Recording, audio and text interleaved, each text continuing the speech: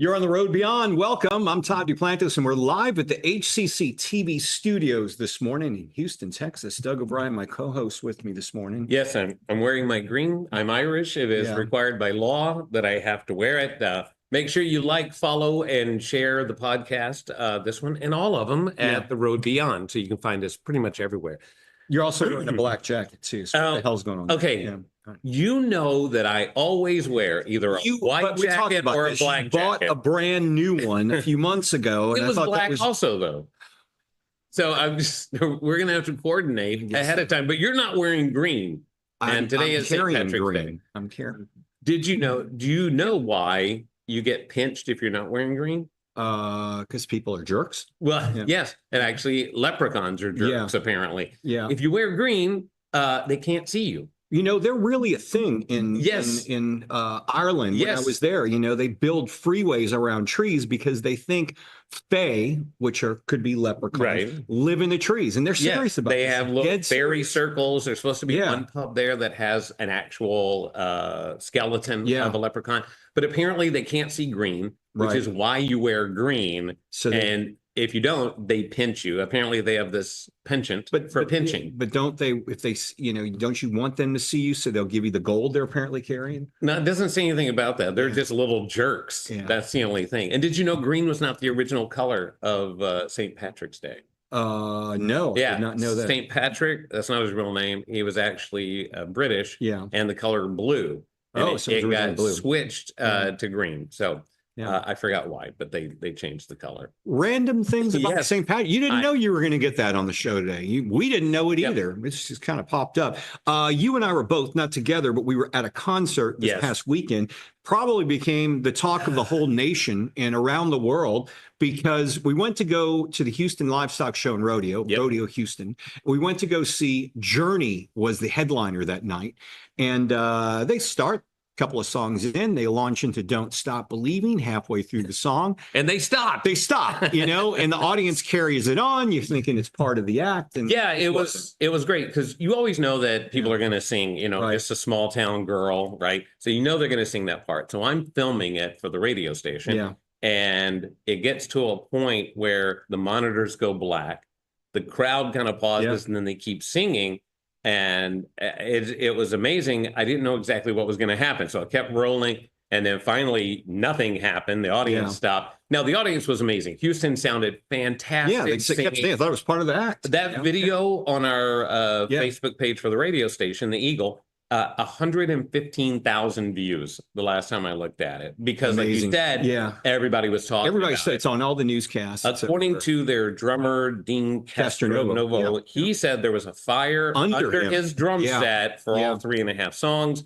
No one was hurt. Everything was taken care of. But he says they're going to try to schedule to come back. So yeah, we'll see. That was nuts. I've never experienced that before. Rodeo's offering refunds too. Oh, are they? Okay, I had not heard that. You can donate your ticket money to the Rodeo Association, or you can get your money back. Right. We had great seats too. I mean, we had friends gave us seats. I mean, they were phenomenal. Best seats I've had at the rodeo, and this is what happens. 3.5 songs in, and that was it. But apparently they got it fixed because Warren Ziders performed the next night, and everything was fine. So the rodeo's still going on, by the way. We're going to end this week. Yeah, we got another week of it. We've been talking a lot of paranormal stuff. We do all the time in the show, but particularly with spirits. Last time we were on, the week before last, we showed a balloon video, which opened up the show, and it was a allegedly haunted Elmo balloon. It was doing some crazy stuff. You just happened to take a video of a balloon. Was this last summer? It was in the fall. I was outside of my apartment. I live downtown. Take a look at the video while we're talking about it. But I didn't think much of it, but it kept circling around, and then it kept getting closer to me. And then it would circle around again. And then the weirdest part, you notice the grate there. Yeah. I got to thinking about It, the Stephen King movie. And Pennywise after you, huh? Yeah. And it lands in the grate. And that's when I'm like, I'm out. And there it is. And if you notice, I get up and leave. Yeah, it was the end of it for you. You were creeped out at that point. Back off and I'm gone. I don't blame you. I'm not taking a chance. Balloon starts chasing me after, especially I've seen that Elmo thing. If you haven't seen the video of the Elmo balloon, it's fascinating. It is on our show, I believe, before this one. So you can find it on our YouTube channel and Facebook. So we've been talking about spirits, contacting spirits, and people who can. And we wanted to bring back a guest we talked to just a few shows. In fact, she was on our 100th show. Sari Hewlett-Pacheco, a paranormal investigator. She's actually launching her own show called The Paranormal Supernatural State. And I have questions. Todd and I were talking about this after our last show, but we've got so many questions for you. And mine is about being a psychic. And I just want to know, how do you realize that you have this ability? Yeah, well, good afternoon once again, Sherry. Yes, thanks. Hello. Sari, thanks for being here. Yeah, tell us, when did you have your first experience and how did you know that you had a gift? I was like younger than 10 years old, at least. I used to see dark people, shadow people, we now call them, just coming in the room and leaving. But I didn't know, of course, at the time, I didn't know what it was. You know, at 10 years old. Yeah. It did and it didn't, because it didn't bother me. It didn't try to hurt me. It just showed up and then it would walk out the room.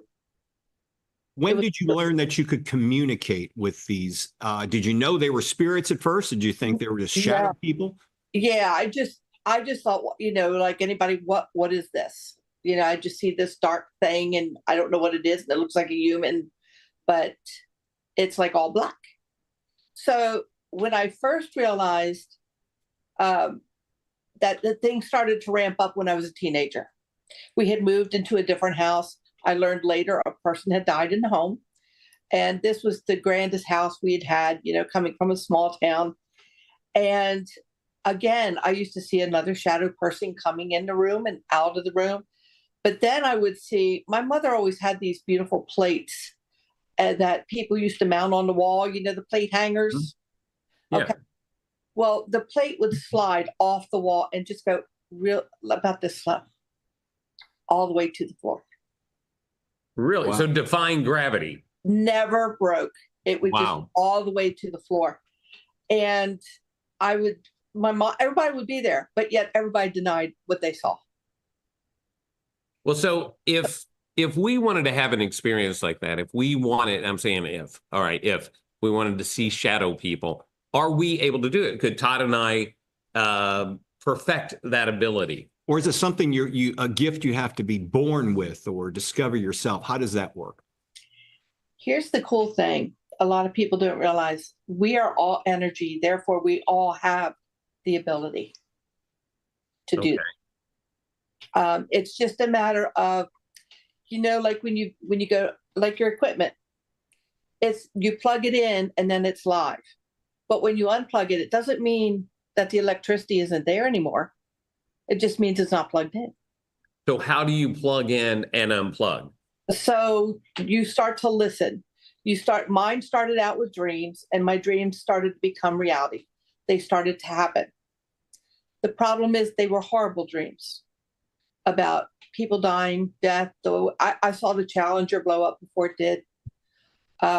My girlfriend's husband was killed in a car crash. I described what he saw, what he went through, the car he was driving, everything. And the next morning it came out. And I asked myself, why would I dream these things that I can't do anything about, that I can't help? And you start to see a pattern, and you start to realize that you have to believe in what you see because it validates itself. Okay? So I'm like, why do I have to do this and go through this pain? It's because we don't believe what we see, do we? You're like you know, you're like out of there, right? Right. See something, you're gone. But it doesn't mean it's a bad thing. It means maybe somebody's trying to really connect with you to bring you a message of something, okay? And the only way they can get to you is by doing something like that. I've got a spirit right now in this house that will open the drawers in the kitchen. I saw that. You'd sent us some video I of it. sent you that, yeah, and they do it nice and slowly. And I said, okay, do it again for me, and I'm recording it, and they'll do it again. But it's get your attention. I'm here. I'm like, okay, you're back. What do you want? How do you know that they're always positive intention? Or it could be dangerous. You can feel that. That you can feel. Okay.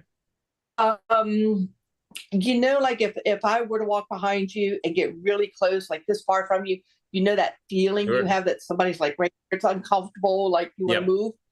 If I get this far from your face, you're backing up.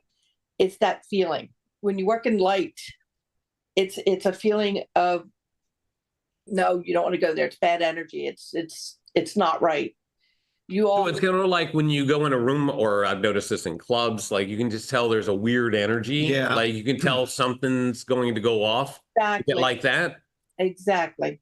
We also want to talk with you about dreams and what those could mean, and your thoughts on that as well. We're going to take a short break. We want to get your thoughts. Stick around. We've got a lot more to talk about. We're going to return to the Road Beyond podcast in about 60 seconds. Stay with us.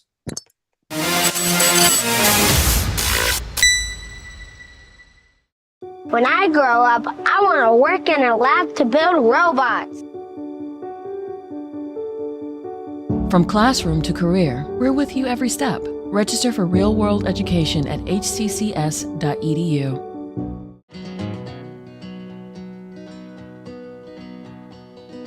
Things could be stranger, but I don't know how.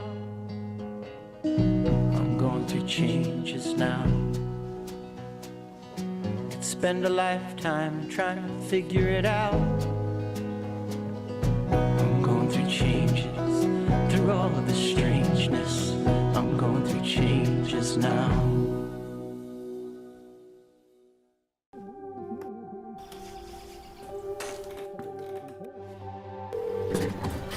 911, where is your emergency?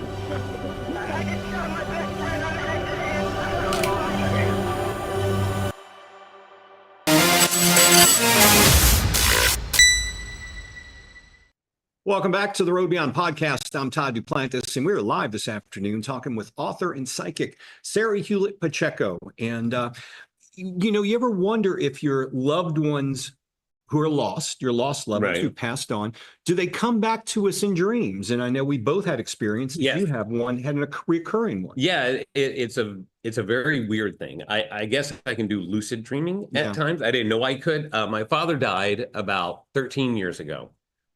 But every so often, he will show up in a dream. And when it first happened, I didn't think anything of it. It just was a dream, right? You just think it's a unprocessed memory.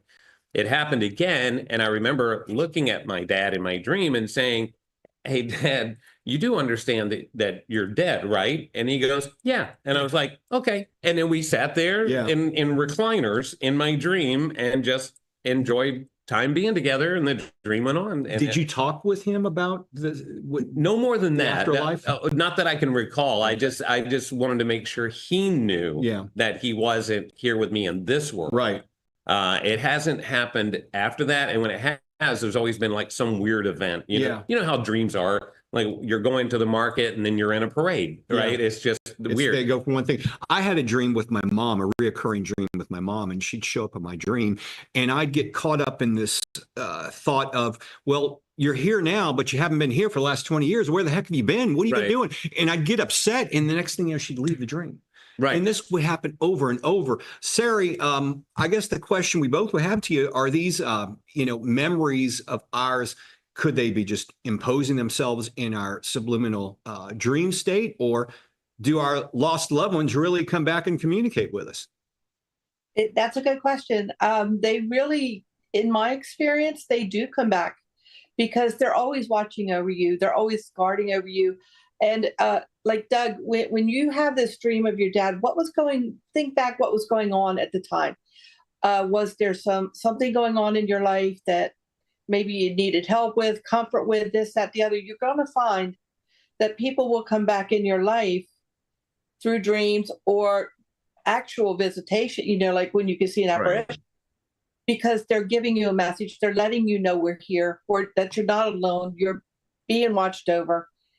It never stops. Life continues. Yeah. It felt more like we were just hanging out like we used to when he was here. And so it just felt more like he was here for a visit, and we were just enjoying our time together. And then, we move on, just like when we'd go back home to visit when you were in college. It's just hanging out, and that was it. So what kind of intriguing with you, you enjoyed your time with your dad. Yes. I always get into this mental state in a dream where it's like my mom's there and I confuse it with like, where have you been, you know? And she's not able to explain that. So she leaves the dream. So I always thought, well, she sees me getting upset. So she's like, I'm going to back off for now. Sari, what are your thoughts? Keep in mind that time in their world is not the same as time in our world.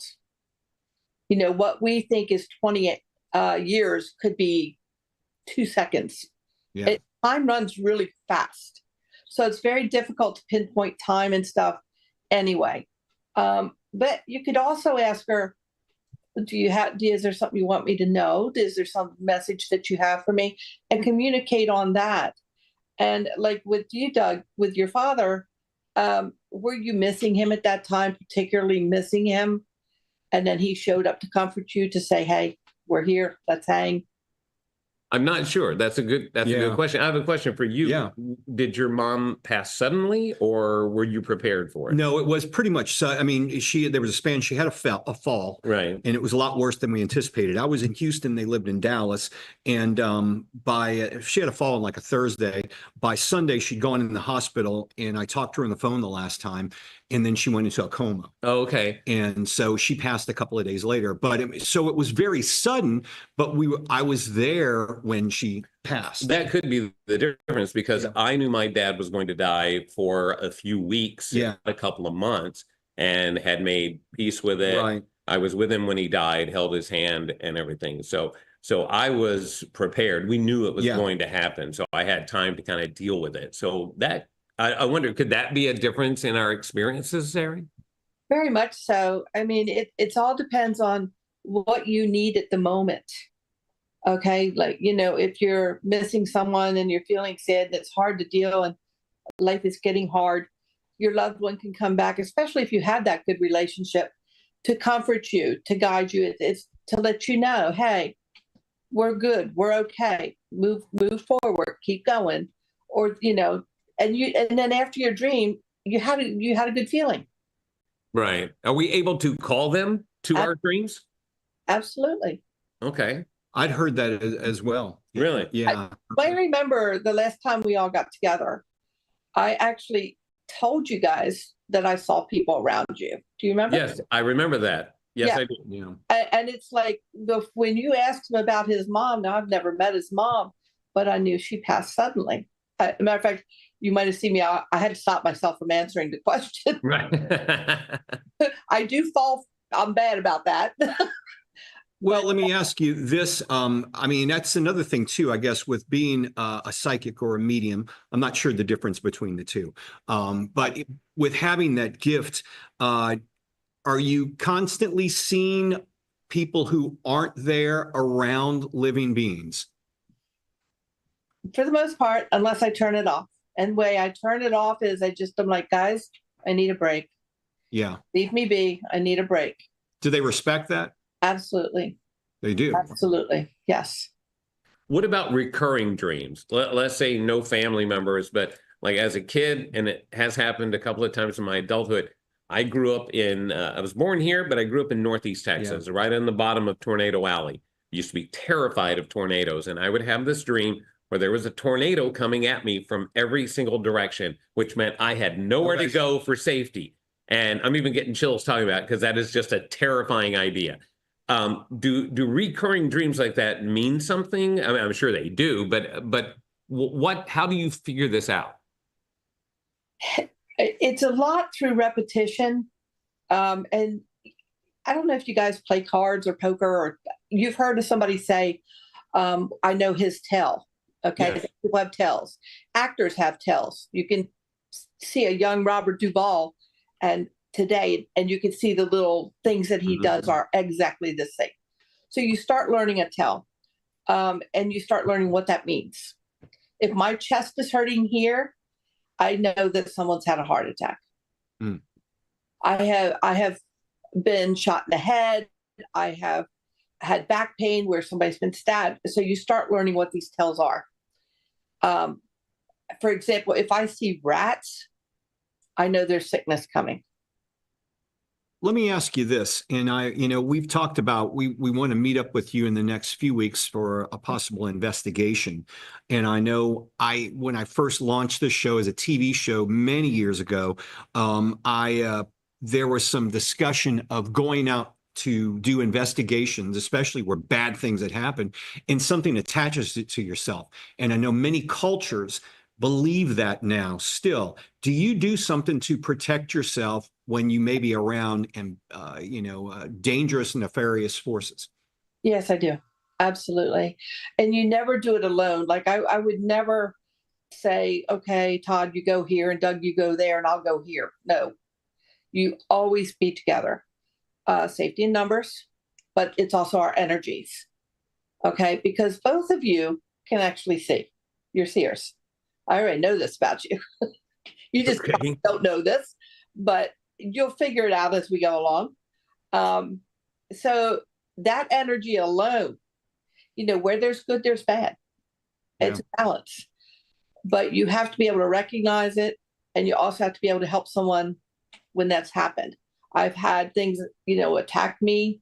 I've come out of it, and I've worked with Eddie. We've talked about Eddie Spector. He does a lot of the ghost tours investigations. We've worked together in Galveston, and he, it's what we do together. We do a lot of prayer. We keep grounded. I use a lot of different things, crystals, different things, depending on what's needed at the time. Sari Hewlett-Pacheco is our guest this afternoon. She's an author and psychic and a paranormal expert. Sari, we appreciate you being here on the show. We're going to set up something in the next month. I'm looking forward to this. Yeah, and we're looking forward. We've been talking about this. I think it's time to get it done. It's a little off out of the studio shooting. That'll be fun. Yeah. I'm a little nervous about that we're seers, but I want to find out hopefully more. We'll see something. Don't be nervous, Doug. It's a gift, and it's all good. Everything I see is good, so it's okay. That's a great place to wrap it up. I've got you back. Thanks, Sari. We'll look forward to seeing you in the near future. Thank you guys for having me back on the show. I really enjoy being with you guys. Absolutely. Thanks, Sari. Bye. Okay, we're going to take one more break. When we come back, Bare Necessities. Stay tuned.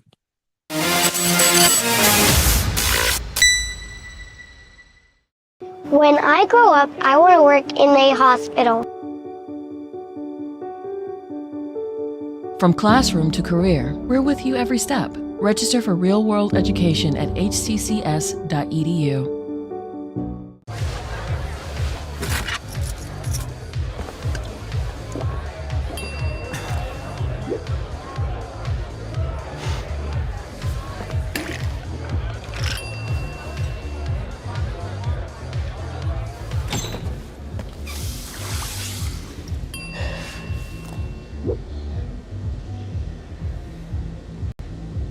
If you need to do something to feel okay to drive, you're not okay to drive.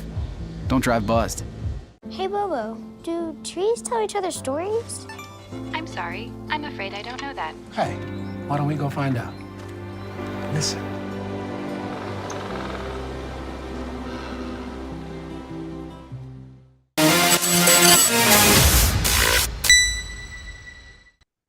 Welcome back to the Road Beyond podcast. That's it. That was your open. That's it. Okay. Do I need more? Do I need more? No, that's fine. Don't forget, you can follow us on all the social media sites at the Road Beyond Podcast. Time for one of our favorites. Yeah. I have to tell you, never in my wildest imagination did I think we would find this many bear videos, but time for Bare Necessities. Yeah. This one is a group.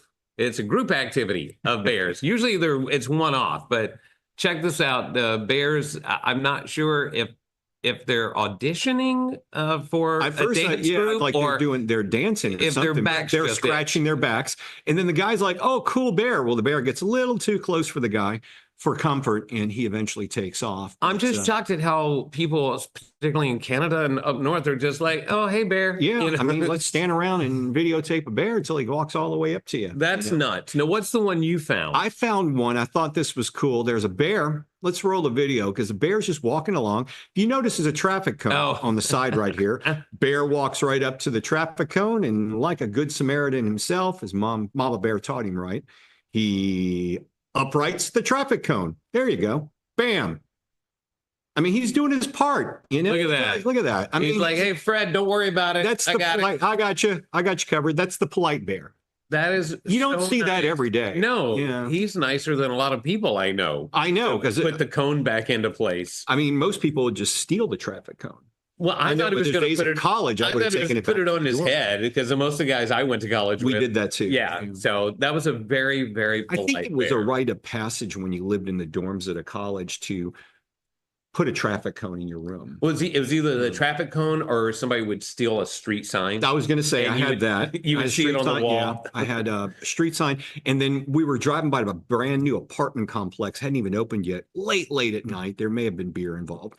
Not driving. But there's this big sign that said, "Awesome." I mean, it was huge. It was so big. We had to lift the tail up of the truck, nice. You know, with the car we were in, lift the hatchback, stuff in there. That went into my room as well. Did you have the giant, I don't know if they still have them, the big, that the cables go on, the giant stool? Yeah. Everybody had that and the as milk their crates, coffee table. The milk crates for your albums or whatever, or just an end table. Yeah. So now you've learned about St. Patrick's Day facts and random 80s college facts. Here, I'll leave you with one more St. Patrick's Day fact. Do you know why beer is so heavily involved in St. Patrick's Day? Because there's a 200% tariff? No, no, it has nothing to do with that. St. Patrick's Day falls during Lent, when you're supposed to give up things. And then, but the church says for this one day, for St. Patrick, you can drink and eat meat. And so that's why it's so popular. There you go. Things you'll never learn. And it's a marketing ploy. Well, but that's a whole nother show. We're out of time, folks. I'm Todd Duplantis. I'm Doug O'Brien. Thanks for watching us on the Road Beyond podcast. Find us on all the social media sites. We'll see you next week. We'll be right back.